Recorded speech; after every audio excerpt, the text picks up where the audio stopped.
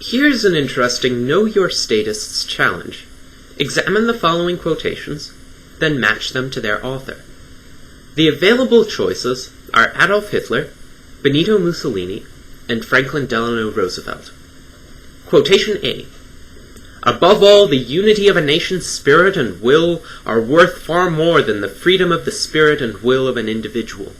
By this we understand only the individual's capacity to make sacrifices for the community, for his fellow men. Quotation B. The people must march forward as a trained and loyal army, willing to sacrifice for the good of a common discipline. Quotation C. Moral law binding together individual and the generations into tradition and a mission, suppressing the instinct for a life enclosed within the brief round of pleasure, in order to restore within duty a higher life free from the limits of time and space.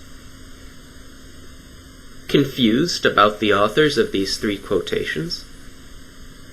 Wondering about how similar they appear? Well, here are the answers. Quotation A is from Hitler. Quotation B is from FDR. And quotation C is from Mussolini. You wouldn't have gotten that right away. You might not even have thought that Franklin Roosevelt had much in common with the fascists he ended up fighting against during World War II. But in fact, he had a lot in common with them. FDR, Assistant Secretary of the Navy during Woodrow Wilson's administration, was obsessed with Wilsonianism and the statist reign of terror and brutal suppression of dissent that occurred in the United States during the World War I era. He thus sought to establish a peacetime statist regime similar to Wilson's emergency regulatory state. He got what he wanted during the New Deal and World War II. Frightening about FDR's presidency is the degree of fanaticism the government deliberately and actively elicited from the masses. Upon passage of the unconstitutional National Industrial Recovery Act and its component National Recovery Administration, a rally of millions was orchestrated in New York, with one bootlicking man stating that he thought his marriage day was the high point of his life until he heard of the National Recovery Administration. Then about 10,000 school children were arranged into the shape of the NRA eagle.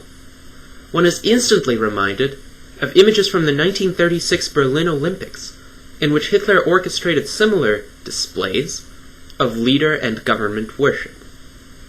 Roosevelt's reference to an entire people, quote, marching forward as a loyal army, invokes images of Nazi columns stomping through the streets of Paris. FDR was a populist demagogue, not a genuine sympathizer with the common man. He recognized that brainwashing the less educated citizens, who may not have been exposed to the idea that the initiation of force is immoral, was a key to gaining power of the sort he desired. He did so through similar propaganda schemes to those used by other statists of his time. Hitler and Stalin loved to be filmed petting little children. They were known in the propaganda pamphlets as Uncle Adolf and Grandfather Stalin. In this spirit, and in that of his attention-mongering cousin Theodore Roosevelt, FDR stated once that a scene with his granddaughter observed by the press was more important politically than an elaborate oratory. I wonder what would have occurred in the United States had FDR survived World War II. By his ideological inclinations, I would expect his policies to even more closely mirror those of the Hitler whom FDR's coercively and immorally conscripted loyal army helped defeat. Americans should not consider a quasi-fascist president as one of their history's best. Rather, they should recognize FDR's ideas as antithetical to American liberty, individualism, free markets, and rationality.